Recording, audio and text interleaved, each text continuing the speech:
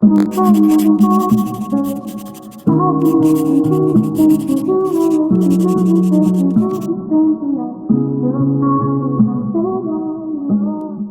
everyone, welcome back to my channel. Today for Mental Health Mondays I thought I would do a Q&A.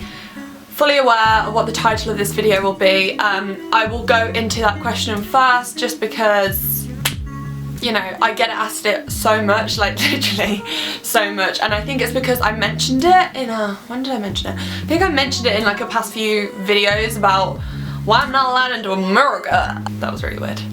But yeah, I will answer that question first. So first thing, I've taken off all my bracelets because I'm fully aware that everyone is annoyed when I wear bracelets. Also, I haven't got my nails done, so they look like little spuds. Anyway, though, I asked for questions on my Instagram. I sent a, like, what's it called, a story. Also, yes, this is a burn. I'm not very good at being feminine. I tried to curl my hair and I literally burnt all of here, so I've had to put shitloads of concealer over it because it ain't pretty. It ain't pretty. So the first question I keep getting asked is, why are you not allowed into America?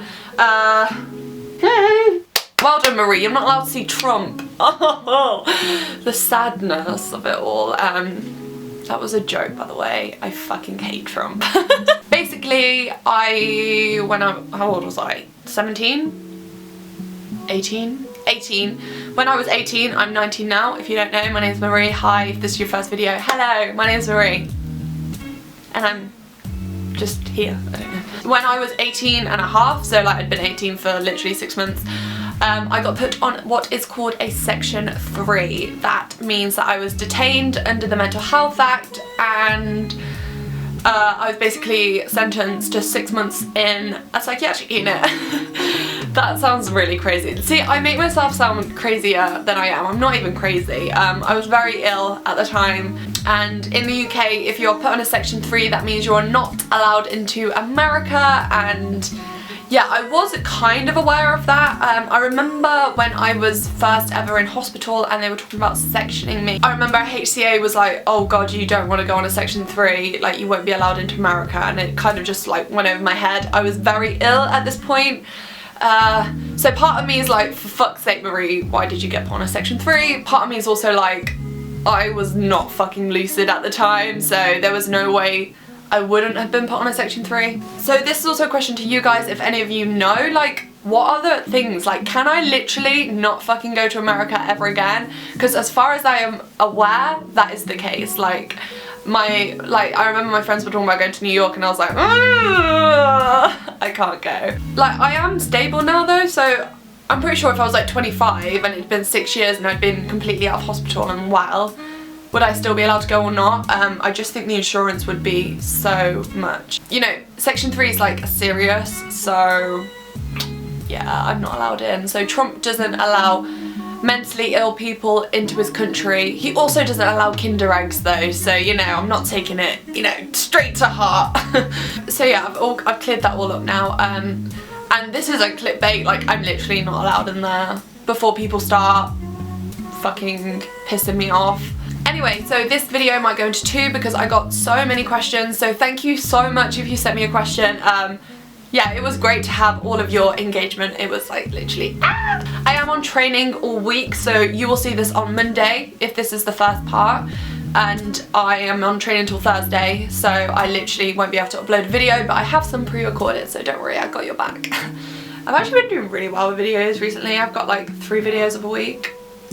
Look at me, check me out, YouTuber. So a few people asked me what's the best thing and the worst thing about being mentally ill or like being in recovery. I would say the best thing about like being in recovery is noticing how far you've come, because that's just a really big motivator to carry on. I now look back and I'm like, oh my god, I can't believe I was in hospital, because it's hard for me to switch off my brain now because I'm always so busy, and I'm like, if I sat in hospital all day and did fuck all, I wouldn't be able to do it. I would literally go even more insane. I'm also so grateful for everyone I met during my journey. I hate saying journey because I sound so fucking cheesy, but yeah, my journey, I have been able to connect with people that I would never have been able to connect with before. I also think that I've changed a lot as a person. Like, I've seen shit that like literal shit in a sink. That was gross, but I don't think a lot of things faze me anymore in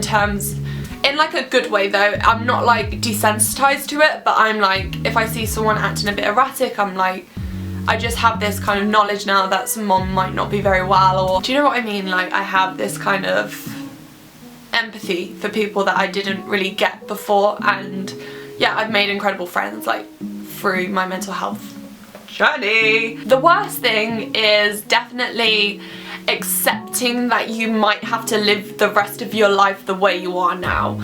Not in terms of being in your darkest place, because you will come out of that, but it's more like I have to accept that I have to keep myself well for the rest of my life, more so than other people probably have to. I have to take a lot more care of myself, and sometimes I feel selfish and sometimes I really don't want to do it. Also guys, I just want to say, a lot of you asked me questions which I was like, this is such a good video idea. So some of your questions I might have said to you, like, I'm gonna do a whole video on it because it was really like insightful and I feel like I could talk about it a lot.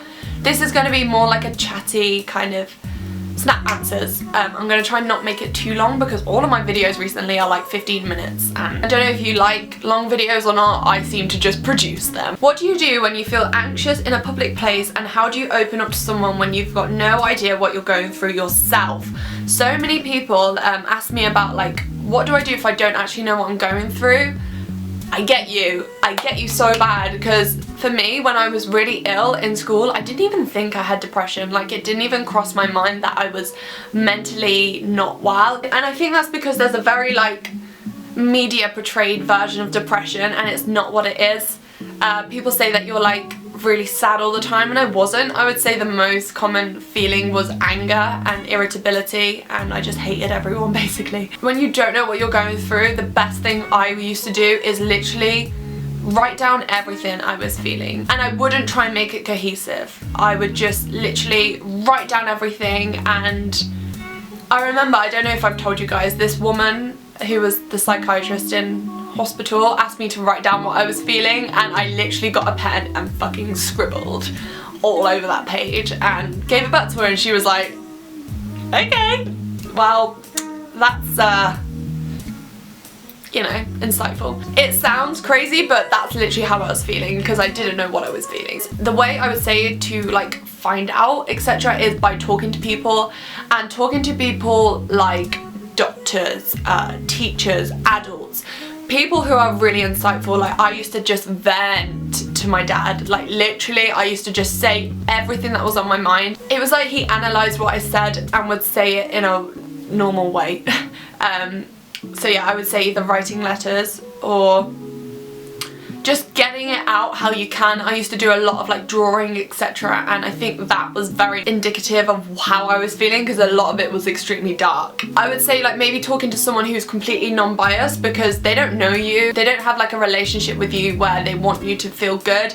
They will literally just analyse what you're saying and try and help you. I would say that's the best thing. And when you're feeling anxious in public, I notice now that I'm less anxious in doing social situations, but for example when I go on nights out, I get very anxious and I don't tell the person I'm with normally. Like when I go out with Pip though, it's great because we have this kind of mutual thing where it's like, if you're feeling anxious, we leave. We don't even question it. It's like straight away we go, and both of us have kind of taken that role on in deciding that we're leaving. I would say that's the best thing to do. Go out with people who understand, and that's not always the easiest thing, but if you say to them before, like, look guys, I really want to come, but if I feel anxious then I'm gonna leave. And if you start on that foot, then it's great because there's no like miscommunication. If you're in a situation where you can't tell someone, I would say the best thing is to, you know, do what you need to do. If you need to leave,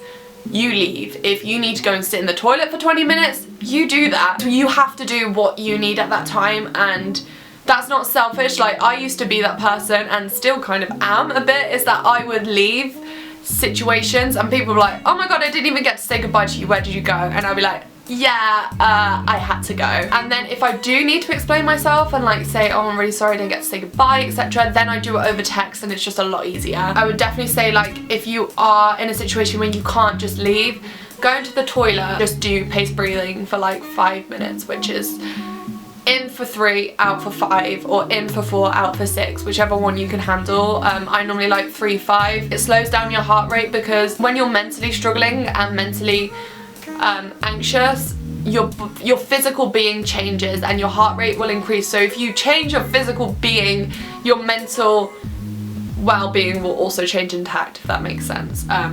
Pace breathing, guys, pace breathing is the best thing. I really liked the next question, and it's, how can you best support a friend who has just come out of hospital for mental health reasons when you are also going through a similar dilemma and you know that if they talk about it, it will trigger you? Confusing. It's not confusing, I totally get that.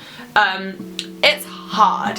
When you're supporting someone else, it's so hard, and I notice this like when I go and see my friends who are still in hospital, who I met in hospital and are still there. It can be difficult, and I just want to kind of stress that when you have come out of hospital, your mind and your last kind of experience and circumstances have been in hospital, and it's like you've got hospital on the brain and every conversation's about hospital, and it can be so hard. I definitely noticed that with friends, is that every topic of conversation can be about hospital, and I find that really difficult because it is triggering, and I don't really get triggered by people, but I can find it very draining just constantly talking about hospital because I don't like it. Even though I talk about it on here, but I feel that's different when it's in a conversation and I can't take a breather. I do find it difficult. The best thing I would say is don't compare yourself to them. Like, if they've been in hospital and you haven't, doesn't mean anything. Quality over quantity in time is so important. So if your friends come out of hospital, maybe say like arrange maybe an hour or 2 a week where you go and see them. You can either watch a DVD, you know, don't overload yourself with each other because both of you need time to heal, and sometimes if you're in each other's company too much, that can be so hard, and that's when it leads to conversation about hospital because there's nothing else to talk about, if that makes sense. If you say like, oh, shall we go to Nando's or shall we go grab a Costa, it's like we can spend an hour together, I can make sure you're okay, but we don't have to be so intense where it leads to awkward conversations that you don't enjoy, and that's totally fine if you are not okay with talking about things like that. Like, I know for me, and also Pip, I know that Pip finds it hard if someone's talking about hospital constantly. I don't think she'll mind me saying that, but it can be. And I actually know that when Pip and I first became friends, a lot of our topic of conversation was lolling about hospital, and it was kind of like, oh, what did we do in hospital? It was kind of funny, but it's like our friendship has moved on from that now, and that's kind of shown our growth in our relationship, is that we talk about hospital now, but it's like fleeting. It's kind of like, do you remember when blah blah blah happened? Do you remember when so and so shat in the sink? Do you remember when so and so burnt down the psychiatric ward? You know, funny things, and it's like, haha, yeah, and then we just talk about other things. So if you both enjoy like seeing films, go and see a film together, but also just make sure that you both know that you're present there. Do you know what I mean? Does this make sense? I'm just trying to say, like, basically have quality time together and enjoy each other's company. Enjoy the fact that she's out of hospital. Enjoy the fact that you can be together and your mental illnesses don't need to clash. You were probably friends before you were mentally ill, and you can carry on that way. I just want you to know though that you are incredible for wanting to still support someone out of hospital because it's so difficult. And yeah, I am always here if you want to chat. And yeah, someone asked me what are your self-care tips, and a lot of people ask me about that like kind of genre thing. So self-care, I'm gonna go out and say it, self-care is fucking hard. Self-care isn't giving yourself like a bath bomb and like having a lush party in the bath. Like, yes, that's lovely, that's kind of like pampering. I would say self-care is like things you have to do every single day, regardless of what's going on. First of all, I have to sleep. I have to have my sleep, because if I don't sleep, it puts me out of kilt, and I'm like, I panic. Right, okay, so I'm the type of person that even when I was younger, I would not enjoy going to sleepovers because I was scared that I wouldn't sleep and then I'd feel bad the next day. How weird is that? Like, even when I was really young, I didn't like going to sleepovers because everyone would stay up to like 4 in the morning and then wake up at like 7, and I hated it. Don't like not having my sleep, because sleep is something that keeps me well, and like I know that if I'm having a bad day, if I get a good night's sleep, then I'll feel better tomorrow. First of all, sleeping. Eating, I have actually shifted a bit of the chub recently. That's because I've just been eating wisely. I know that if I eat better, then I feel better. I really try and look after myself now, which is really hard, and for ages I was kind of like kidding myself that I was doing it, but I wasn't. Like, I didn't have a skincare routine, didn't give a shit about my hair, and I looked and felt shit. So now, like, I wash my hair every 2 days. I don't do it every day because I know it doesn't work. I blow dry my hair, and I know that it's bad, but for me it makes me feel better because my hair feels better. I have like a proper skincare routine. I've always taken off my makeup, but I really look after myself now, and I like monitor how's my skin doing. I kind of buy more expensive skincare, and I'm not telling you to go out and buy skincare stuff, but like moisturising your skin. Like, I make sure now that my arms are like moisturised. I use bio oil, and I look after myself in a really gentle way. So like when I'm moisturising like my arms and that, obviously I have like a lot of scars on there, and this might sound really weird, but this helps me, is that like I like really soothe it. Something that I come across in mental health a lot is that I want to be soothed. This is really embarrassing, but it's true. Like, this is gonna sound really fucked up, but when I would self-harm, part of me really, I don't know if I should say this, but part of me really liked the fact that someone would then take care of that harm that I've done, if that makes sense. So like a nurse or my parents would, you know, dress and clean the wound, and I enjoyed that kind of physical affection. I'm not a massively affectionate person, like I like hugs and that, but I do like really fluffy things, and like I have like loads of blankets and that because I like the physical comfort of something. Basically what I'm trying to say is that when I put like bio oil on my scars, I like rub it in, and I do it in like a really nurturing way. And that helps me because I'm like, I may have scars here, but I'm looking after it and I'm treating it well. That makes sense. I don't know if I'm even going to put that in because it's kind of embarrassing, and kind of like people don't really talk about stuff like that, but that's how I feel, in all honesty. That's like my self-care down to a T. So sorry guys, my camera cut out. I think I'm gonna end this section. I will link the video, the next one up here, raising the roof. Yeah, you can go check it out. It probably won't be up yet, it might be up tomorrow and the day after, who knows, who knows. Yeah, so I'm gonna cut it here, and I'll see you soon.